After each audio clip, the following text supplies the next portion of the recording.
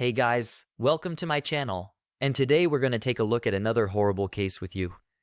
After horrific events disrupted the quiet and unhurried lives of the residents of the tiny town of Meimei in the southern Philippines, Lavella McGod finally received permission from law enforcement to clean her own home, which had been the scene of a terrible crime.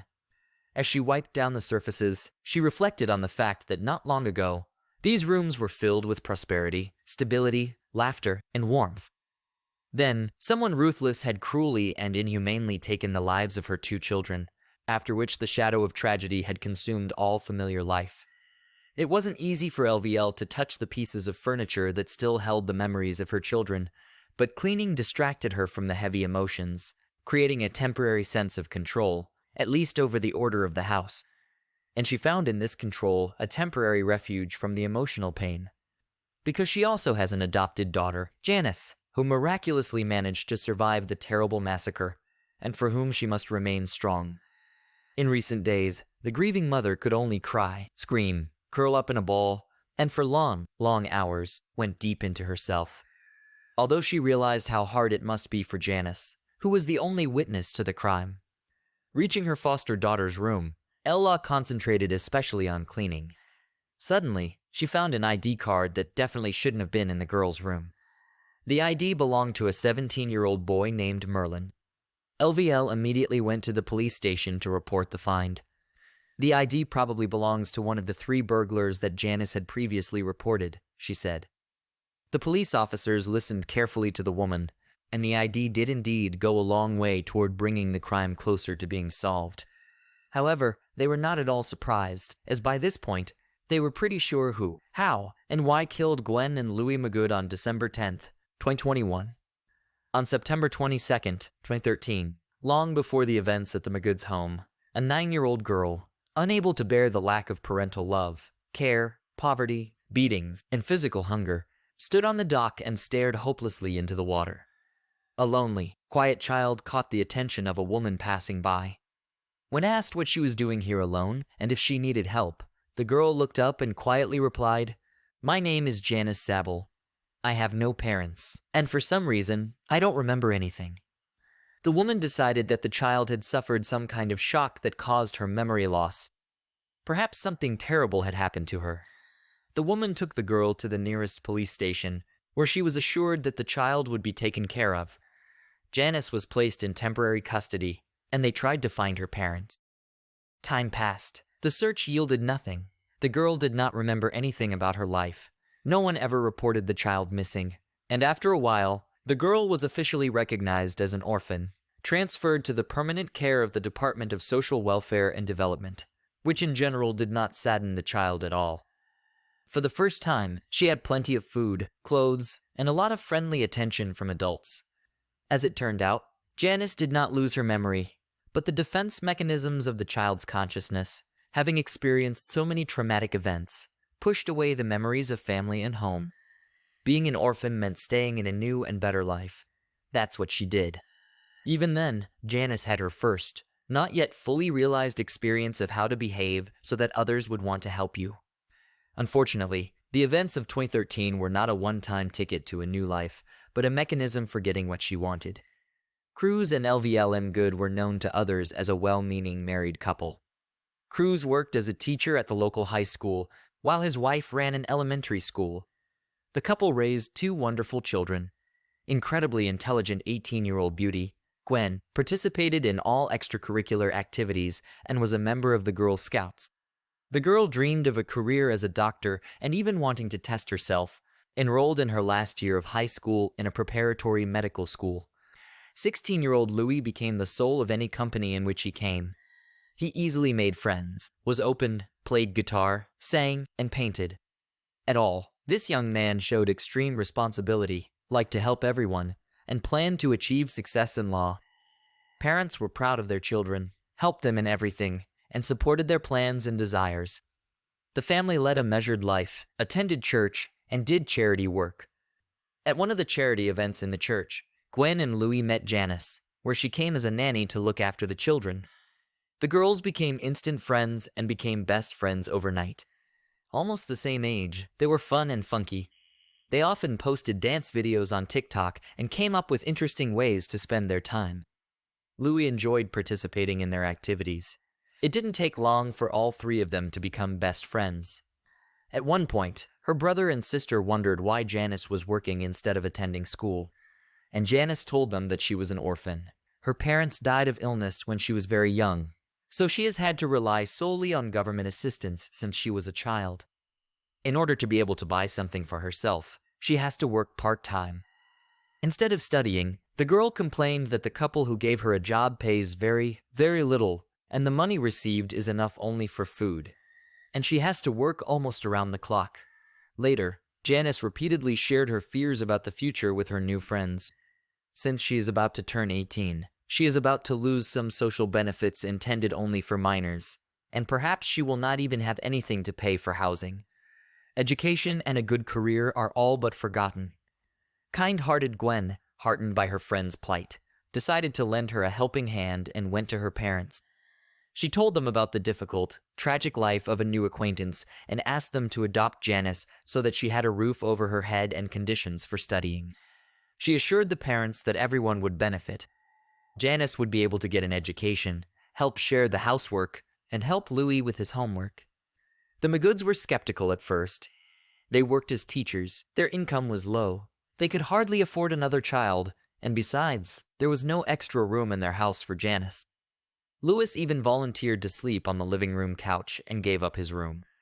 The parents couldn't stand their daughter and son's repeated requests and agreed. In July 2021, the McGoods officially adopted Janice. They enrolled her in school, and she even took their last name. Janice turned out to be a smart and very polite girl. She accepted all the rules in the house.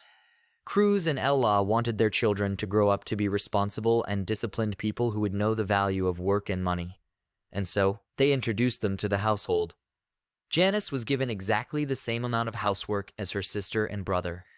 The girl gladly performed her share of the duties and always showed respect for her foster parents. To show her gratitude to the family, she would sometimes get up early and cook breakfast for everyone. The couple realized that they had not just helped the girl, as Gwen had asked them to do, but had indeed unexpectedly gained a second daughter, albeit a very old one. At one point, Janice even called them Mom and Dad. On December 10th, 2021, at 2:58 in the afternoon, Cruz, who was checking his middle school homework, received a phone call from a neighbor who hurriedly told him, "Go home soon, but don't panic." Before time, Janice left a strange post on Facebook. "Your house appears to have been burglarized." Cruz immediately put work on hold, called his wife, who was also at work at that moment, and rushed home. On the way, he tried to call his children, but they didn't answer. The worried father drove home at top speed, more worried about the safety of his children than the money in the house. At about 3:15 in the afternoon, Cruz pulled up to the house. The door to the house appeared to be locked, so he went to the back door, walked around the house, and entered through a second entrance. Everywhere was a mess. Cruz went from room to room and called the kids by name. When he reached the living room, he saw something no parent should ever see. Louis and Gwen were lying on the floor, covered in blood. Louis lay in the living room with his hands tied behind his back, a towel stuffed in his mouth, and scars all over his body. He found his eldest daughter, Gwen, not far from the bedroom door, her entire body covered in cuts and blood. They were most definitely dead. With a noise in his head and absorbent cotton legs, Cruz suddenly realized that there had to be a third person in the house. He started screaming as hard as he could, "Janice! Janice!" At one point, Cruz heard a quiet voice say, "Daddy." Turning around, Cruz was relieved to see that Janice was alive. He hugged her and noticed that her hair was wet. He asked why it was wet, and the girl replied that she had just gotten out of the shower and, therefore, because of the water, did not hear his call. Of course, her grief-stricken father thought her answer was strange, but he decided that Janice wanted to wash away the horror she had experienced. After all, many people in shocking situations begin to behave strangely. After making sure she was unharmed, the man called the police. Police arriving on the scene found a hammer, a baseball bat, a knife, and a broken wine bottle near the victims. Under normal circumstances, having more than one means of committing a crime means there is more than one perpetrator. The police turned all of these items over to the appropriate officers, hoping to find fingerprints on them, and proceeded to search the house and collect evidence near and around it. They also advised Cruz and Ella to carefully examine the items to see what was missing. Very carefully, the officers conducted a detailed interview with Janice, the only survivor. She told them that she and Gwen were in the room, and Louis was in the living room when they heard screaming and the sounds of a fight. She and Gwen immediately went to check what had happened and saw two masked robbers hitting Louise with a hammer and a baseball bat and a third man with a knife. Terrified at what they saw, they gave themselves away with a muffled shriek. One of the thugs chased after Gwen. According to Janice, he didn't notice her. She took advantage of the moment, ran into the small bedroom, locked the door, and hid under the bed. There she lay in shock, not daring to move. When she came to her senses, she sent a text message asking for help to her mother, Ella, but her mother did not answer. She was afraid to call the police to avoid giving herself away by ringing or the sound of her voice. So, 12 minutes after texting her mom, she wrote 2 messages for help on her Facebook page. Help! There are strangers in my house. I can only hide in my room right now. I don't want to die. One of those messages was seen by a neighbor who called Cruz. 3 days after the terrible event, which struck all residents of the town with its unbearable cruelty, the Philippine police created a special investigative team, including the best staff and specialists. On December 15th, the investigation team said that a large amount of evidence and clues have been collected, and the nature of the case is temporarily classified as robbery and murder. But they do not rule out other versions and will conduct an in-depth investigation by other theories. The investigation team members meant their growing belief that Janice was the key figure in the crime. Specialists compared evidence from the crime scene and witness statements with Janice's and found several very large discrepancies that allowed them to list the girl as a suspect rather than a witness. First, nothing was missing from the house, which seemed illogical if the 3 bandits were planning a robbery. Cruz and Ella said that all the valuables and money were in place, despite the fact that the house was turned upside down. Only Gwen's cell phone was missing. Second, the investigation team found a plastic bag containing bloody pants and a shirt in a creek near Cruz's home. It was confirmed that the bloodstains on the clothes belonged to the murdered men. It appeared that the perpetrator or one of the perpetrators changed into clean clothes after the murder and then fled. That is, he was unusually calm after committing the crime, indicating premeditation and planning. In a robbery that went wrong and ended in multiple murders, the perpetrator would likely have panicked and tried to get away as quickly as possible, rather than waste time searching for clean clothes and changing clothes, especially since the parents of the murdered men did not confirm that any articles of clothing were missing, and it is highly unlikely that the perpetrator would have thrown the bloody clothes into the stream behind the house. Moreover, there were signs at the scene that indicated an emotional crime, not a cold-blooded one. There were too many wounds and fractures found on the bodies of the brother and sister. Gwen even had one ear torn off. Most of the injuries were to her face. The autopsy took 2 full old days. Such a scene seems more like anger venting for revenge or jealousy rather than calculation. The perpetrator was clearly very angry. The nature of the crime clearly indicated a personal grudge killing. Third, according to the forensic medical report, the older sister died before the younger brother, which contradicted Janice's testimony because, according to her, the younger brother was attacked first, and with as many wounds as Janice described. It was unlikely that he could have outlived his sister, who had been bleeding for quite some time. Fourthly, the murder weapons were the property of the family. The perpetrators did not bring them with them. The hammer belonged to the head of the family, and he kept it in the laundry room drawer. Cruz was sure that only his eldest daughters, Gwen and Janice, knew where the hammer was kept. A baseball bat found at the scene, according to the parents' testimony, belonged to their youngest son, who kept it on the second tier of the bed, under a blanket.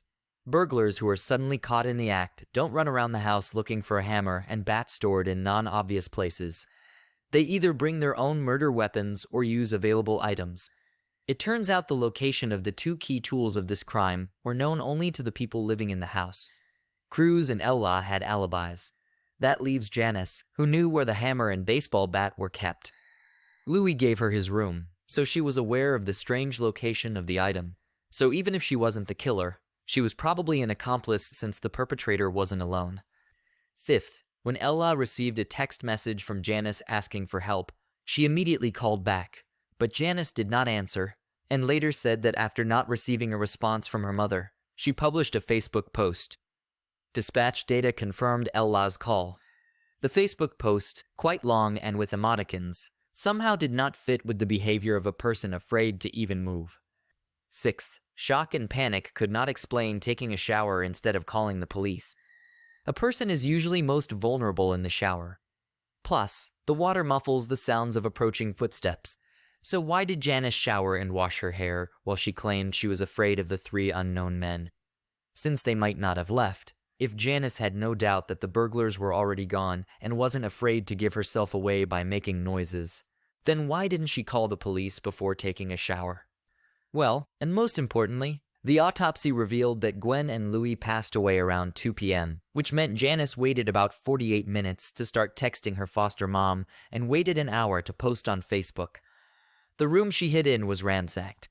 It seemed the perpetrators had scrutinized every corner of the small room, but hadn't noticed Janice. How could that be? By the time Ella entered the police station with Merlin's ID, the investigation team had already received the lab report. Janice's fingerprints had been found on the hammer and baseball bat used as the murder weapons. Of course, the implements could have had the prints of the people living in the house, but given the other inconsistencies, she was the prime suspect. Janice was brought to the station for formal questioning on December 18th. She was told about the ID she had found, the results of the forensic examination, and all the inconsistencies. Unexpectedly for the detectives, Janice immediately confessed to the crime. She revealed that she and Merlin had killed Gwen and Louis. Shortly after the confession, Janice and Merlin were arrested. Gwen's cell phone, the only missing item from the crime scene, was found in the young man's belongings. Both young men were charged with first-degree murder and sent to juvenile detention without bail. It is still unknown how Janice and Merlin met and what their relationship was. It is only known that Merlin was the same age as the girl and worked in the church, preparing everything necessary for church services. The young people were friends on Facebook. Having studied their correspondence, investigators learned that they planned to kill Gwen and Louis since December 1st, that is, 10 days before the tragedy. Cruz and Ella were distraught and could hardly believe what was happening. Janice had always seemed so quiet and well-mannered.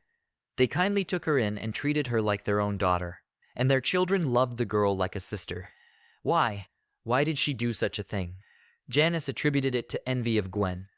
A well-to-do family, loving parents, she resented why she never got what Gwen got effortlessly. In her opinion, the adoption was nothing more than cheap sympathy and a way for family members to validate themselves at the expense of her difficult life. I felt like a stray dog that had been picked up, she said. If the MGDS had known how Janice really felt, they would have tried to help her understand. But they didn't.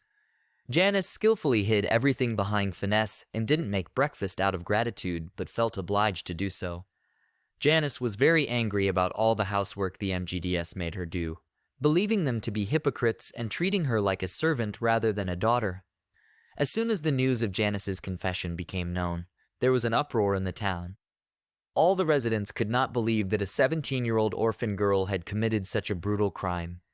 People began to compare her to the heroine of the movie Orphan, because of which the number of adoptions had already dropped once. As the uproar continued to grow, the investigative team looked into Janice's past and found her mother and 2 younger brothers. Turns out, Janice wasn't an orphan. When she was very young, her family lived in great poverty. Her father gambled and spent all the family money on gambling. The family was almost constantly starving. In 2013, the girl ran away from home. Standing on that pier, she accepted the help of a concerned woman. Out of desperation, having received food, care, and warmth almost for the first time in her life, she realized that the best solution would be never to remember her parents and brothers again. Her family wasn't looking for her. The lack of an extra mouth only made their lives easier, and there was no money for searching. Perhaps her mother secretly hoped that her daughter was in better circumstances. Since then, Janice realized that pretending to be an orphan is profitable, so you can get sympathy, food, and clothes instead of hunger and beatings, and she can hardly be blamed for that conclusion. Since discovering the truth about the difficult childhood, the motive has become clearer. No one could have imagined the extent to which a traumatized and possibly mentally unstable child would be adopted by the McGod family. In telling Gwen about her difficult life and the imminent lack of payments and housing, Janice had absolutely counted on an invitation to stay at her friend's house. She was used to playing on sympathy, was ready to pay for cleaning and looking after Lewis, but the girl hardly expected that the McGod family would go so far as to adopt. It opened up numerous childhood traumas. All her time in the McGod family had been spent observing the normal lives of other children, longing for such a life, feeling her own inferiority, abandonment, and carefully constructed psychological defense mechanisms. She was used to surviving and knew well how to do it. And suddenly, she had it all, everything she'd ever dreamed of having, never seen enough care and love from her relatives. She didn't know how to accept such care and didn't understand how one could feel well-being. In her new family, it became difficult for her to accept kindness as something natural. She was constantly looking for a catch. She experienced the usual fear for the future, but did not find it reflected in reality. The care and love her adopted daughter received were filtered through her own experiences and emotional wounds. Instead of reassurance, Janice felt tension. She didn't know how to be a daughter, but she knew how to be a hired worker with the allotted amount of tasks. She explained to herself what was happening, that this house really wanted was a free worker, not a daughter. Everyone was just playing noble and reveling in their charity. Tension began to turn into hatred and a desire for revenge for being treated like a picked-up stray dog. The better the family treated Janice, the more resentment grew in her heart. In her heart of hearts, she felt like a stranger and was jealous of Ella and Gwen. The more love Ella showed her daughters, the more jealousy Janice felt. Unable to deal with such emotions, love and care turned into a source of fear and hatred. She experienced rage and frustration, feeling even more inferior and misunderstood. This distorted perception became a breeding ground for a desire for revenge against those who she felt had simply taken advantage of her trust. Numerous studies of child psychology emphasize the importance of psychological support for children who have experienced difficult periods and emotional trauma, especially in the adoption process. But unfortunately, no one guessed about Janice's past and the emotional traumas she had experienced. The desire to help the orphan girl turned into a nightmare for the McGod family. Ruthless and irreparable, Gwen and Louis were buried in a private cemetery on December 20th, 2021. More than 1,000 people attended the funeral, and all expressed their grief. Janice and Merlin were tried separately, but the young men received identical sentences: 32 years in prison without the possibility of parole. When they get out of prison, they will be in their 50s and still have a whole life ahead of them. That Gwen, Louis, Cruz, and Ella will now not have. A horrific crime has shattered the McGod family forever. Their act of kindness has been rewarded in the most horrific way imaginable. After surviving the horror, it's very difficult to remain kind and strong.